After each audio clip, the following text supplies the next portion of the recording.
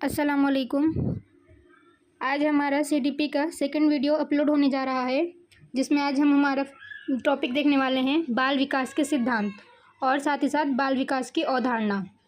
उससे पहले के टॉपिक में हमने देखा था विकास और साथ ही साथ वृद्धि, यानी कि विकास क्या होता है कि विकास ये एक कंटिन्यूसली चलने वाला प्रोसीजर है और वृद्धि ये विकास के ज़रिए से ही होने वाला अमल है। तो आइए आज हम हमारा फर्स्ट टॉपिक देखते हैं, बाल विकास की अवधारणा। इसमें सबसे पहला है कि बालकों के विकास का अर्थ होता है बालकों के मानसिक व शारीरिक विकास। यानी कि इसमें बताया गया है कि बाल विकास यानी कि एक ऐसा विकास है जो बच्चे के मानसिक और साथ ही साथ जो जिस्म में होने वाली जो फिजिकल डेवलपमेंट होती है उसको ये बाल विकास दर्शाता है। विकास शारीरिक, मानसिक, सामाजिक, संज्ञानात्मक, भाषाई और साथ ही साथ धार्मिक इत्यादि ये सब को ही विकास इफेक्ट करता है।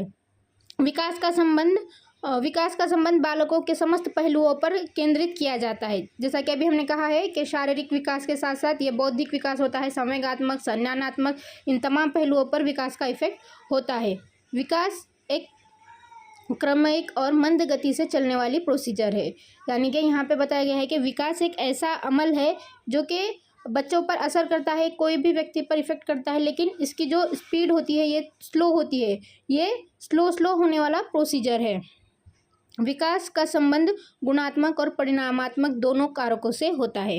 यानी कि विकास का जो संबंध होता है गुणात्मक, यानी कि जो बच्चों में जो हमें चेंजेस नज़र आते हैं, जैसा कि उनकी जो कैरेक्टरिस्टिक है, जैसा कि काम करने की जो सलाहियत है, उनका इल्म है, तार्किक शक्ति है, नवीन विचारधारा है, ये तमाम का हम बाल विकास में क्या कर सकते हैं, अंदाज़ा लगा सकते हैं। और साथ ही साथ परिणामात्मक, यानी कि परिणामात्मक डेवलपमेंट, यानी कि जिसमें हम बच्चों के अंदर जो होने वाले चेंजेस है उसको क्या कर सकते हैं, नाप तोल सकते हैं, जिसकी हम मेजरमेंट कर सकते हैं। जैसा कि फिजिकल डेवलपमेंट है तो बच्चे की जो एज है, बच्चे की वेट, बच्चे का वज़न, ये सब चीज़ों को क्या कर सकते हैं, हम पैमाइश कर सकते हैं। इसीलिए कहा जाता है कि विकास का जो संबंध है गुणात्मक और परिणामात्मक कारक दोनों ही पहलुओं पर विकास इफेक्ट करता है। उसके बाद जो हमारा नेक्स्ट टॉपिक है बाल विकास के सिद्धांत। बाल विकास के सिद्धांत के संदर्भ में कुछ महत्वपूर्ण सिद्धांतों का वर्णन निम्न प्रकार से किया जा रहा है। यानी कि हम यहाँ पे कुछ इंपॉर्टेंट टॉपिक्स बताए गए हैं बाल विकास के सिद्धांत की। और एक बात ये कहना चाहेंगे कि यहाँ पे आपको जितने भी टॉपिक्स बताए गए हैं वन लिनियर हैं, तो ये आप एज अ शॉर्ट नोट भी यूज़ कर सकते हैं, जो जिसका आपको आपके एग्ज़ाम में बहुत यूज़फुल होगा। तो इसीलिए एज अ शॉर्ट नोट्स आप इन्हें यूज़ कर सकते हैं। तो आइए हम हमारे टॉपिक पे चलते हैं। सबसे पहला है हमारा बाल विकास के सिद्धांत में विकास निरंतर चलने वाली प्रक्रिया है। इस सिद्धांत के अनुसार हम ये बता सकते हैं कि विकास न रुकने वाली प्रक्रिया है। यानी कि ये जो अमल है विकास का, ये बच्चे के बर्थ से लेकर तो उसकी मौत तक का क्या है, ये प्रोसीजर है। माँ के गर्भ से ही ये प्रक्रिया प्रारंभ हो जाती है और मृत्यु पर्यंत ये एक चलते रहने वाली स्लो प्रोसीजर है। समान प्रतिमान का सिद्धांत, इसके बाद यानी कि समान प्रतिमान का सिद्धांत, यानी कि इसमें ये ऐसा होता है कि बच्चों के अंदर जो भी चेंजेस आते हैं, जो भी विकास होता है, वो सिर्फ एक पहलू पर नहीं होता, बल्कि इसके अंदर मतलब जो दो अलग अलग व्यक्ति हैं, उनकी उम्र अलग है, उनकी एज अलग है, सब अलग है, लेकिन जो उनके अंदर जो विकास होता है, विकास की जो दर होती है वो कैसी होती है, एक जैसी होती है। समझिए कि दो अलग बच्चे हैं, एक दूसरी में और एक पहली में, तो इसका मतलब ये नहीं कि दूसरी वाला बच्चा डायरेक्टली पहले फर्स्ट स्टैंडर्ड से ही जाके बोलना लिखना शुरू कर दिया, वैसा नहीं। जब वो फर्स्ट स्टैंडर्ड में था तो सबसे पहले वो अपने आसपास की चीज़ों को पहचानने लगता है, देखने लगता है। तो सेम उसी तरीके से जो अभी जो एडमिशन लिया है बच्चे ने फर्स्ट स्टैंडर्ड में, उसकी भी सेम टू सेम क्या होगी, वैसी ही विकास उसके अंदर पाई जाएगी। इसीलिए कहा जाता है कि जो विकास जो होता है ये तमाम व्यक्ति में एक समान होता है। उसके बाद है विकास क्रम की एकरूपता। ये सिद्धांत बताता है कि विकास की गति एक जैसी न होने तथा पर्याप्त व्यक्ति अंतर पाए जाने पर भी विकास क्रम को कुछ एकरूपता के दर्शन होते हैं। यानी कि इसके अंदर क्या होता है कि हर व्यक्ति में जो विकास होता है वो अलग अलग तरीके से होता है, लेकिन जिसके होने का जो प्रोसीजर होता है वो एक जैसा होता है। इस क्रम में एक ही जाति विशेष के सभी सदस्यों में कुछ एक जैसी विशेषताएं देखने को मिलती है। यानी कि यहाँ पे ये बताया जा रहा है कि इसमें जो विकास की जो क्रम होती है भले ही हर व्यक्ति में अलग अलग प्रकार का होगा, किसी में तेज़ होगा तो किसी में स्लो होगा, लेकिन इनके अंदर जो खासियत होती है, जो भी सलाहियतें होती हैं, ये सब क्या होती हैं, एक ही जैसी नज़र आती हैं। जैसा कि एक जाति के मनुष्य हैं जिनमें जो उनके बालकों की जो वृद्धि होती है सिर की ओर से प्रारंभ होती है। यानी कि कुछ अगर हम बच्चों की अगर हम ग्रोथ की बात किए जाएंगे तो जब जब बच्चे की ग्रोथ होती है तो उसकी जो स्टार्टिंग ग्रोथ होती है वो कहाँ से स्टार्ट होती है, सर से स्टार्ट होती है। तो ये सिर्फ एक व्यक्ति के नहीं, मतलब जितने भी मनुष्य हैं उन तमाम की क्या होती है, विकास इसी तरीके से शुरू होती है। तो ये था हमारा विकास क्रम की एक रूपता। अब उसके बाद हमारा नेक्स्ट टॉपिक है विकास की गति एक से नहीं होती। यानी कि यहाँ पे ये बताया जा रहा है कि विकास की जो गति होती है वो एक जैसी नहीं होती। यानी कि ये क्या होता है, किसी व्यक्ति में स्लो तो किसी व्यक्ति में क्या होती है, बहुत जल्दी जल्दी असर करता है। भले ही एक ही एज के बच्चे हैं तो अगर देखा जाए तो उनमें क्या होता है, कुछ बच्चे जिस्मानी तौर पर बहुत जल्दी फिट हो जाते हैं, बहुत जल्दी वो ग्रोथ उनकी कंप्लीट हो जाती है। लेकिन कुछ बच्चों का ऐसा होता है क्योंकि उनके ऊपर उनका माहौल असर करता है, तो उसकी वजह से क्या होता है, जो उनकी जो विकास की जो गति होती है वो एक जैसी नहीं होती। विकास की गति एक जैसी नहीं होती, इसका मतलब ये है कि ये हमेशा तो चलते रहने वाली प्रोसीजर है, लेकिन कभी कभी क्या होता है कि ये गति इसकी जो प्रोसीजर है वो कभी बहुत जल्दी से कंप्लीट होता है तो कभी कभी बहुत कम होता है। जैसे कि शैशवावस्था के शुरू में ये क्या होती है, इसकी गति कुछ तीव्र यानी कि बहुत जल्दी, यानी कि जब शैशव काल में होता है, जब बच्चा स्टार्टिंग के दौर में होता है 0 से लेकर 2 साल तक, तो उस टाइम पे उसकी जो ग्रोथ होती है वो बहुत जल्दी जल्दी कंप्लीट होती है। लेकिन बाद के कुछ सालों में ये जो गति है, जो स्पीड है उसकी थोड़ी सी स्लो हो जाती है और उसके आगे फिर से किशोर अवस्था के प्रारंभ में इस गति में क्या होती है, फिर से तेज़ी आती है। इसीलिए कहा जाता है कि विकास की जो गति होती है वो हर जगह एक जैसी नहीं होती, ये बच्चों के ग्रोथ के ऊपर डिपेंड होता है, कभी तेज़ तो कभी ये स्लो होती है। उसके बाद हमारा नेक्स्ट टॉपिक है सामान्य से विशेष की ओर। ये विकास और वृद्धि की सभी दिशाओं में विशिष्ट क्रियाओं से पहले अनेक सामान्य रूप के दर्शन होते हैं।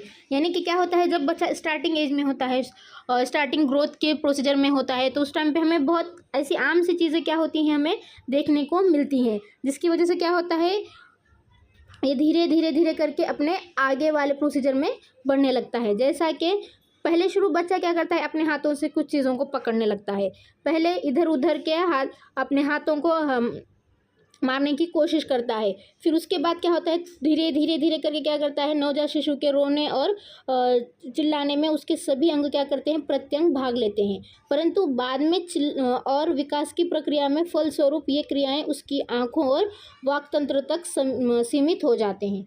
यानी कि क्या होता है, जब बच्चा इस विकास के दर में होता है तो स्टार्टिंग एज में सिर्फ अपने हाथ पैर हिलाने लगता है, जो कि ये आम सी बात है। लेकिन धीरे धीरे करके जब वो आगे जोग्राफिकल कंडीशंस है वो भी बच्चों के ग्रोथ पर इफ़ेक्ट करती है। जैसा कि बालक का जन्म जिस भी माहौल में हुआ है, अगर वहाँ का परिवेश, वहाँ का माहौल, इन्वायरमेंट अगर अच्छा है तो उसका विकास भी अच्छे से होगा। लेकिन वहाँ पर जो आबो हवा है, वहाँ का जो भी वातावरण है, अगर वो सही तरीके से नहीं है तो क्या हो सकता है, बच्चों का जो ये है विकास भी वो सही तरीके से नहीं होगा। उसके बाद है नेक्स्ट है सामाजिक आर्थिक स्थिति। यानी कि सामाजिक आर्थिक स्थिति ये तो मतलब कैसा है ना, एक मेन इफेक्ट है। कैसा है, बच्चे को माहौल अच्छा है, बच्चे की ज़िंदगी भी अच्छी तरीके से चल रही है, लेकिन आजकल के ज़माने में क्या है कि जो भी पैसा जिसको हम कहेंगे, तो जितनी भी सहूलियात वगैरह हैं, ये सब चीज़ें क्या होती है, हम पैसों से ही ख़रीदते हैं। तो इसीलिए एक तो बच्चे को माहौल भी, सामाजिक माहौल भी अच्छा मिलना चाहिए और उसकी आर्थिक कंडीशंस भी, जो भी इकोनॉमिकल कंडीशंस भी हैं, वो भी कैसी होनी चाहिए, एकदम अच्छे से होनी चाहिए। क्योंकि कैसा होता है ना कि भले ही बच्चा बहुत होशियार है, सब कुछ है, लेकिन इसको एक प्रॉपर वे में जो उसकी सक्सेस के लिए जो भी डेवलपमेंट है उसके लिए क्या होता है, कुछ क्या होती है, चीज़ों की ज़रूरत होती है, कुछ सहूलतों की ज़रूरत होती है। और वो किसे हम बच्चों को अगर मतलब वैसा माहौल मिलेगा, वैसे ही उसको मतलब परिवार वगैरह मिलेगा, तो क्या होती है, उसकी अच्छे से प्रॉपर वे में ये होती है। लेकिन बच्चा बहुत होशियार है, लेकिन उसको वो सब चीज़ें एट अ टाइम पे दस्तियाब नहीं हो रही हैं, तो क्या होता है, बहुत ज़्यादा इफेक्ट उसकी क्या होती है, ग्रोथ पर, उसके डेवलपमेंट पर होती है। तो इसीलिए ये इन तमाम के साथ साथ इकोनॉमिकल कंडीशंस भी कैसी होनी चाहिए, अच्छी होनी चाहिए। तो यहाँ पे हमने देखा कि बालकों के विकास पर अब असरअंदाज होने वाले अवामिल, जिसमें था आंतरिक कारक और बाह्य कारक। इसके बाद जो हमारा नेक्स्ट टॉपिक है बाल विकास के सिद्धांत का शैक्षणिक महत्व, यानी कि जितने भी अभी तक हमने सिद्धांत देखे उसका हमें जानना क्यों ज़रूरी है। मतलब एक एज अ टीचर बच्चों में जो भी चेंजेस होते हैं उसका हम हमारे बच्चों को पढ़ाने में, बढ़ाने, बच्चों की टीचिंग में हम किस तरीके से उसकी मदद ले सकते हैं, यहाँ पे ये बताया जा रहा है। जिसमें सबसे पहला है कि वहाँ पे है ना वो निचली कक्षा है, यानी कि छोटी जो क्लासेस हैं वहाँ पे बताया गया है, तो वहाँ पे नीली हो गया है।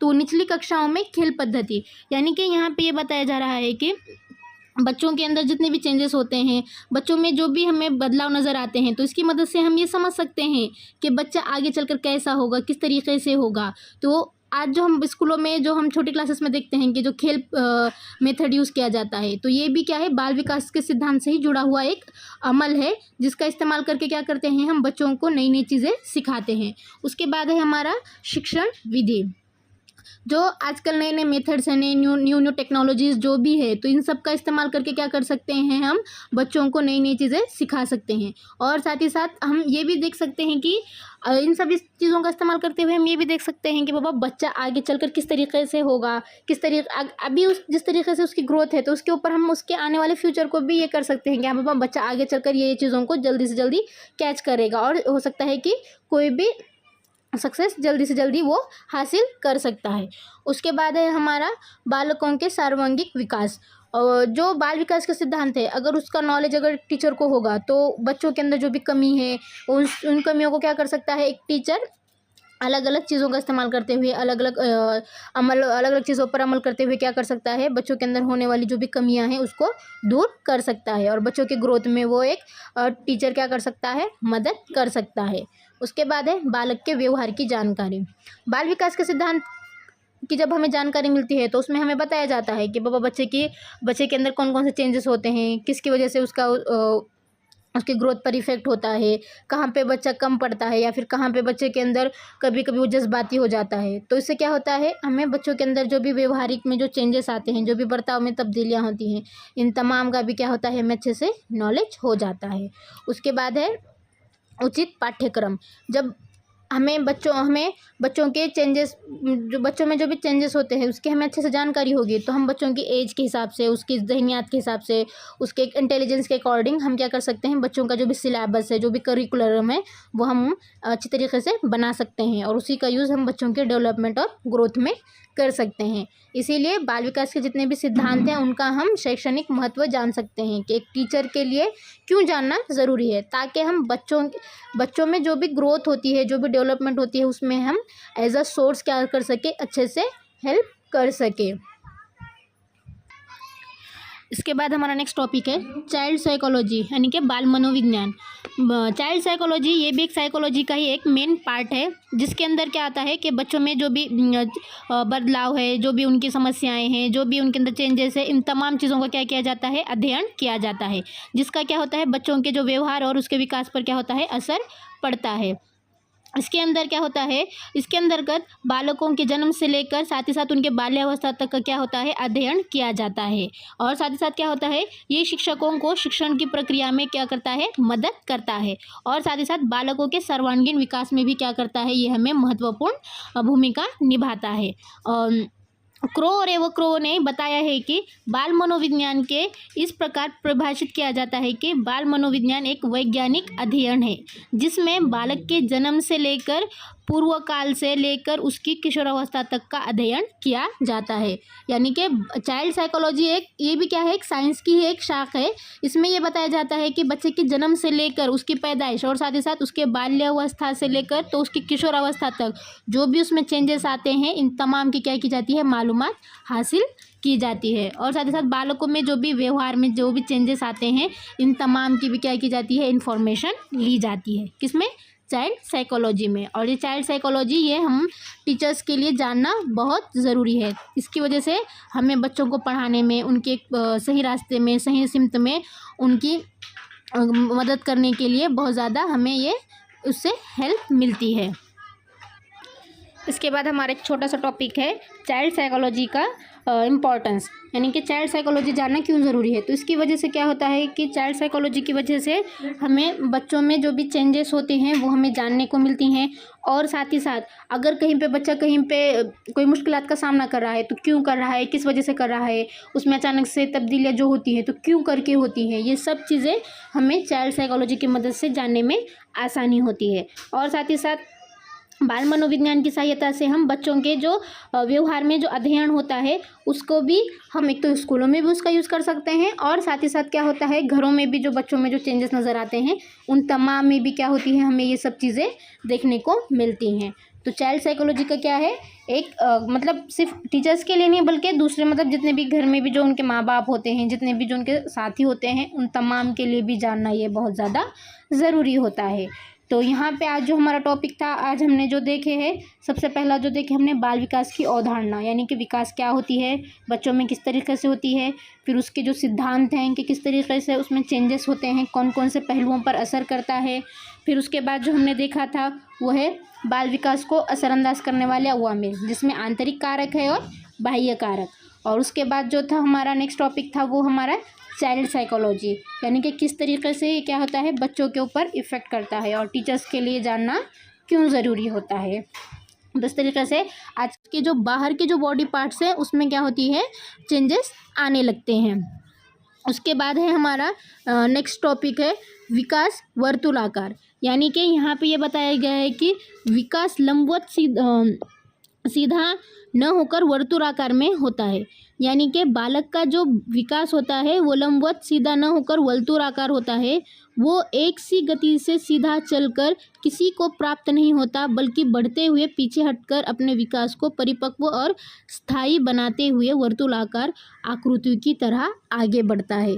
यानी कि यहाँ पे ये बताया जाता है कि जैसा कि हम कोई रास्ते पर चल रहे हैं तो स्ट्रेट फॉरवर्ड नहीं बढ़ सकते आगे, यानी कि अगर कोई बीच में अगर कोई मुश्किलात हैं, कोई रास्ते में कोई ये है हमें कठिनाइयाँ आ रही हैं तो हमें पीछे से हटकर क्या करनी पड़ती है लंबी छलांग लगानी पड़ती है। तो सेम उसी तरीके से विकास में भी होता है, यानी कि अगर बच्चे को कोई चीज़ समझ में नहीं आ रही है तो वो डायरेक्टली वो चीज़ को छोड़ के आगे नहीं बढ़ सकता, बल्कि उसको क्या करना पड़ता है जो पहले वाला जो उसका टॉपिक है, जो पहले वाले जो भी उसकी मुश्किलात हैं उसको हल करके फिर क्या करेगा वो आगे बढ़ेगा। इसीलिए कहा जाता है कि विकास ये सीधा स्ट्रेट ना होकर क्या है सर्क्यूलर है, जिसमें उसको अलग अलग परेशानियों का क्या करना पड़ता है सामना करना पड़ता है। लेकिन एक वक्त ऐसा होता है कि वो उसके ऊपर अपनी कंप्लीटली क्या कर सकता है कमांड हासिल कर सकता है। ये किस में कहा गया है हमें विकास वर्तुलाकार में बताया गया है। इसके बाद जो हमारा नेक्स्ट पॉइंट है आंशिक पुनर्बलन। आंशिक पुनर्बलन में ये बात बताई जाती है कि बच्चा पहले क्या करता है कोई भी अपनी जो अमल है उसको कंप्लीट करता है, फिर उसके अंदर अगर उसे कोई मुश्किलात नज़र आ रही हैं या फिर उसको लग रहा है कि हाँ बाबा ये पहले ऐसा था मैंने उसको सही तरीके से नहीं कंप्लीट किया जैसा करना चाहिए वैसा, तो फिर से क्या करता है वो उसके ऊपर फिर से अमल करता है, यानी कि पहले कोशिश करता है, अगर उसमें कामयाब नहीं हो गया तो फिर से क्या करता है वो अमल को दोहराने की कोशिश करता है। तो इसी यहाँ पे क्या बताया जाता है कि विकास के अंदर बच्चों के जो भी ये होती है चेंजेस होती हैं, अगर जैसी होनी चाहिए अगर वैसी नहीं होती तो फिर से क्या किया जाता है उसके ऊपर अमल किया जाता है। तो ये किसमें बताया गया है हमें आंशिक पुनर्बलन में, यानी कि जिसके ऊपर फिर से दोबारा क्या किया जाता है अमल किया जाता है। तो आंशिक पुनर्बलन का मतलब है दोहराना। उसके बाद जो हमारा नेक्स्ट टॉपिक है वो है वृद्धि और विकास की क्रिया में वातावरण, और साथ ही साथ जो हमारा एक छूटा हुआ टॉपिक है वो है हमारा वंशानुक्रम है। इससे पहले के टॉपिक में हमने देखा था कि हमारा जो विकास होता है और जो वृद्धि होती है उसमें क्या होता है वातावरण और साथ ही साथ जो हमारा वंशानुक्रम यानी कि हेरिडिटी और जो इन्वायरमेंट है दोनों का क्या होता है सेम तरीके से इफेक्ट होता है, यानी कि बालक की वृद्धि और विकास को किसी स्तर पर वंशानुक्रम तो किसी स्तर पर वातावरण की क्या होती है संयुक्त देन माना जाता है। यानी कि सिर्फ हम ये नहीं कह सकते कि बच्चे की वृद्धि और विकास पर सिर्फ वंशानुक्रम असर कर रहा है या तो फिर वातावरण असर कर रहा है, ऐसा नहीं, बल्कि ये दोनों भी क्या करता है बच्चे के डेवलपमेंट के ऊपर इफेक्ट करता है। तो इसी तरीके से यहाँ पे हमने देखा कि बाल विकास के सिद्धांत जिसमें अलग अलग टॉपिक्स बताए गए हैं, जैसा कि निरंतरता का सिद्धांत है, फिर समान प्रतिमान का सिद्धांत है, फिर उसी के साथ साथ वहाँ से लेकर तो जो अभी हमने देखा वातावरण और वंशानुक्रम, तो ये जो तमाम चीज़ें हैं ये बाल विकास के सिद्धांत हैं। जो कि क्या करती हैं, बच्चों के अंदर जो हमें चेंजेस नज़र आते हैं, जो भी परिवर्तन होता है, ये सब तरीके, यही सिद्धांतों के मद्देनज़र क्या होती है, हमें चेंजेस नज़र आते हैं। इसके बाद हमारा नेक्स्ट टॉपिक है बाल विकास को प्रभावित करने वाले कारक। तो बाल विकास को प्रभावित करने वाले कारकों को दो भागों में डिवाइड किया गया है, जिसमें सबसे पहला एक है हमारा आंतरिक कारक और दूसरा है बाह्य कारक। तो सबसे पहला जो हमारा आंतरिक कारक है उसमें बताया गया है कि वंशानुगत बालकों के रंग, रूप, आकार, शारीरिक उनकी ऊंचाई इत्यादि के निर्धारण में क्या होता है, बच्चों का जो तवारुस होता है वो इफेक्ट करता है। यानी कि बालक में जो भी हमें खासियत देखने को मिलती है वो उसकी हेरिडिटी की वजह से ही देखने को मिलती है। फिर उसके बाद जो है नेक्स्ट टॉपिक है हमारा शारीरिक कारक। जो बालक जन्म से ही दुबले पतले, कमज़ोर, बीमार तथा किसी प्रकार की शारीरिक समस्या से पीड़ित रहते हैं, उनकी तुलना में सामान्य और जो स्वस्थ बच्चे होते हैं उनका विकास क्या होता है, जल्दी होता है, बनिस्बत किसके, जो जिस्मानी तौर पर कमज़ोर होते हैं। तो बच्चों की विकास पे क्या होता है, उनका जिस्मानी सेहत भी क्या करती है, इफ़ेक्ट करती है। उसके बाद हमारा नेक्स्ट टॉपिक है बुद्धि यानी कि इंटेलिजेंस। बुद्धि को अधिगम यानी कि सीखने की योग्यता, समायोजन योग्यता, निर्णय लेने की जो भी क्षमता वगैरह होती है, उससे क्या कर सकते हैं, उससे हम उसको परिभाषित कर सकते हैं। यानी कि जिस प्रकार के बालक में सीखने की गति अधिक होती है उसका यानी कि उसका जो मानसिक विकास होता है वो बहुत ज़्यादा तेज़ होता है, और जिस बच्चे में कम होती है तो इसका मतलब जो उसका जो मानसिक विकास, जो बौद्धिक विकास होता है वो थोड़ा कम होता है। यानी कि ये सब बच्चा कहाँ से सीखता है, तो ये सब बच्चा अपने परिवार से, अपने समाज से, अपने स्कूल में रहने वाली जो भी आसपास की जो भी चीज़ें हैं वहाँ से ये बच्चा क्या करता है, एडजस्टमेंट करना सीखता है। यानी कि ये उसको जैसा माहौल मिलेगा उसके हिसाब से क्या करेगा, बच्चे के अंदर हमें उसकी इंटेलिजेंस देखने को मिलेगी। उसके बाद है हमारा नेक्स्ट टॉपिक है संवेगात्मक कारक यानी कि इमोशंस। बालक में जिस प्रकार के इमोशंस होंगे, जिस प्रकार के भाव होंगे, उसी प्रकार से क्या होगा, उसका विकास होगा। यानी कि उसके अंदर जो सामाजिक, मानसिक, नैतिक, शारीरिक तथा भाषा संबंध विकास को पूरी तरह प्रभावित करने की क्षमता रखता है। कौन, संवेगात्मक विकास। जिस तरीके के इमोशंस होंगे उसी तरीके से उसके अंदर हमें डेवलपमेंट नज़र आएगा। उसके बाद हमारा नेक्स्ट टॉपिक है सामाजिक प्रकृति। बच्चे के विकास पर सिर्फ उसका घर, उसका स्कूल इफेक्ट नहीं करता, बल्कि जो अफेक्ट करने वाला जो मेन ये है सोर्स है वो है समाज। यानी कि हम परिवार में रहते हैं तो परिवार किसका हिस्सा है, हमारे समाज का ही हिस्सा है। तो बच्चा जितना अधिक सामाजिक रूप से संतुलित होगा उसका प्रभाव उसके शारीरिक, मानसिक, संवेगात्मक विकास पर भी उतना ही गहरा होगा। अगर बच्चा जिस समाज में रह रहा है वहाँ पे उसको अगर जो भी चीज़ें हैं उसको अगर सही तरीके से नहीं मिल रही, या फिर वो अपने समाज से भयभीत होता है, डरता है, तो उससे भी क्या होता है, उसका जो इफ़ेक्ट होता है उसके विकास पर बहुत गहरा असर डालता है। तो इसीलिए बच्चों को हमें अच्छे से अच्छे माहौल देना चाहिए ताकि उनकी जंग भाग लेते हैं, परंतु बाद में और विकास की प्रक्रिया में फलस्वरूप ये क्रियाएं उसकी आँखों और वाक् तंत्र तक सीमित हो जाते हैं। यानी कि क्या होता है, जब बच्चा इस विकास के दर में होता है तो स्टार्टिंग एज में सिर्फ अपने हाथ पैर हिलाने लगता है, जो कि ये आम सी बात है। लेकिन धीरे धीरे करके जब वो आगे ग्रोथ उसकी होती रहती है, विकास होते रहता है, तो क्या करता है, वो अपने आँखों का इस्तेमाल करने लगता है। फिर साथ ही साथ अपने जो वोकल सिस्टम यानी कि जो अपने जो आवाज़ है, आवाज़ों का भी इस्तेमाल करने लगता है। आमने सामने की चीज़ों को भी ये पहचानने लगता है। उसके बाद हमारा नेक्स्ट टॉपिक है परस्पर संबंध का सिद्धांत। इस सिद्धांत में ये बताया जा रहा है कि जैसे हमने इससे पहले देखा था कि बाल विकास के अंदर जितने भी पहलू हैं उस विकास सिर्फ एक ही पहलू पर इफेक्ट नहीं करता, बल्कि बच्चों के अंदर जो भी चेंजेस आते हैं शारीरिक, मानसिक, वैयक्तिक, बौद्धिक, ये तमाम पर क्या होता है, विकास अपना असर करता है। जैसे कि ये सब का क्या होता है और एक दूसरे से संबंध होता है। इनमें से किसी भी एक आयाम में होने वाला विकास अन्य सभी आयामों में होने वाले विकास को पूरी तरह प्रभावित करने की क्षमता रखता है। यानी कि यहाँ पे ये बताया जा रहा है कि जो जितने भी विकास के आयाम हैं, अगर किसी एक में अगर बच्चे की ग्रोथ प्रॉपरली नहीं हो गई तो इसका मतलब ये है कि उसके आने वाले जितने भी डेवलपमेंट है, जितने भी चेंजेस है, उन तमाम के ऊपर क्या होता है, विकास का इफेक्ट होता है। मिसाल के तौर पर अगर बच्चे की स्टार्टिंग एज में जो उसकी जिस्मानी डेवलपमेंट है, जो फिज़िकल डेवलपमेंट है, अगर प्रॉपरली नहीं हो गई, या फिर हाथ पैर कमज़ोर है, जिस्मानी तौर पर वो कमज़ोर है, तो इसका ये जिस्मानी कमज़ोरी का असर उसके आने वाले चेंजेस पर होता है, जैसा कि उसकी लैंग्वेज वो ठीक से नहीं समझ पाएगा, या तो फिर अपने आसपास के माहौल में वो जल्दी से समायोजन नहीं कर पाएगा। तो इसीलिए ये जितने भी हैं विकास के आयाम, इन तमाम का क्या होता है, एक दूसरे से संबंध होता है और एक का असर दूसरे पहलुओं पर भी होता है। उसके बाद है नेक्स्ट है हमारा वैयक्तिक अंतर।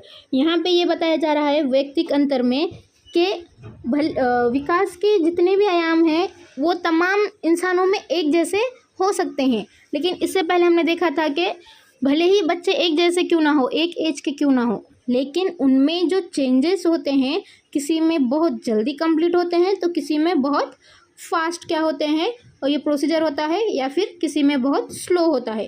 तो ये बच्चों के अपने आसपास के माहौल पर डिपेंड है कि वो किस तरीके से अपने होने वाले प्रोसीजर को कंप्लीट कर। इसके बाद जो हमारा नेक्स्ट पॉइंट है एकीकरण का सिद्धांत। एकीकरण के सिद्धांत क्या है, इसमें ये बताया जा रहा है कि विकास का जो अमल होता है ये एकीकरण के सिद्धांत के ऊपर इफेक्ट करता है। जैसा कि बताया जाता है कि सबसे पहले बच्चा क्या करता है इस सिद्धांत के ज़रिए से कि अपने पहले जब वो ग्रोथ के प्रोसीजर में होता है तो सबसे पहले वो अपने बॉडी के जितने भी पूरे पार्ट्स हैं उन तमाम को क्या करता है यूज़ में लाता है। फिर उसी के साथ साथ वो क्या करता है धीरे धीरे अपने बॉडी के एक एक पार्ट्स को क्या करता है यूज़ करने की कोशिश करता है। इसके बाद वो उन भागों के में एकीकरण करना सीखता है। मतलब क्या होता है, सबसे पहले अपने पूरे बॉडी के पूरे पार्ट्स को एक साथ यूज़ में, मतलब पूरे बॉडी को एक साथ यूज़ में लाता है। फिर उसके बाद नेक्स्ट प्रोसीजर में क्या होता है कि वो अपने एक एक बॉडी के पार्ट्स को यूज़ करता है। फिर उसके आगे ये तमाम को क्या करता है एक साथ अमल में लाने की कोशिश करता है। ये है इसमें, यानी कि ये एकीकरण के सिद्धांत के ऊपर क्या बताया जा रहा है कि सबसे पहले पूरा बॉडी यूज़ में आता है, फिर उसके बाद वो अपने बॉडी के पूरे पार्ट्स को यूज़ करके इन तमाम को एक साथ यूज़ करने की कोशिश करता है। उसके बाद हमारा नेक्स्ट टॉपिक है विकास की भविष्यवाणी की जा सकती है। विकास की भविष्यवाणी की जा सकती है यानी कि बच्चे के अंदर जो पैदाइश के बाद से जो भी चेंजेस हमें नज़र आते हैं, जो भी डेवलपमेंट हमें नज़र आते हैं, तो उससे ये हम बता सकते हैं कि बच्चे का आने वाला फ्यूचर कैसा हो सकता है। यानी कि हम ये कह सकते हैं कि बच्चा आगे किस डायरेक्शन में आगे बढ़ेगा। यानी कि मिसाल के लिए एक बालक की कलाई की हड्डियों का एक्स से लिया जाने वाला चित्र ये बता सकता है कि उसका आकार प्रकार आगे जाकर किस प्रकार का होगा। यानी कि एक्स यानी कि एक्सरे, यानी कि बच्चे के अंदर जो, अगर हम उसके एक हाथ का मिसाल के तौर पर एक्सरे ले रहे हैं तो उसके अंदर जो उसके हाथों की जो बनावट है, जो भी अगर कोई कमज़ोरी है तो हम ये कह सकते हैं कि शायद आगे चलकर इसको कुछ परेशानी होगी। या फिर अगर अच्छा है वो पैदाइशी तो हम ये कह सकते हैं कि हाँ उसका जो आगे जो उसकी जो बनावट होगी वो शायद अच्छी होगी और उसकी हड्डियाँ भी क्या होंगी, मजबूती होगी। और साथ ही साथ अगर कोई बच्चा स्टार्टिंग में ही कोई भी छोटी मोटी बातों को बहुत जल्दी कैच कर रहा है तो हम ये भी कह सकते हैं कि आगे चलकर इसको शायद पढ़ाई में भी और ज़्यादा रुचि आएगी, वो ज़्यादा आगे चलकर कोई ना कोई बड़ा व्यक्ति ज़रूर बनेगा। तो इसीलिए कहा जाता है कि विकास की क्या की जा सकती है, भविष्यवाणी की जा सकती है, ऐसा बताया जा सकता है। उसके बाद जो हमारा नेक्स्ट टॉपिक है वो है विकास की दिशा। यानी कि इसके ज़रिए से ये बताया जा रहा है कि विकास की जो दिशा होती है ये पहले से ही तयशुदा होती है। कोई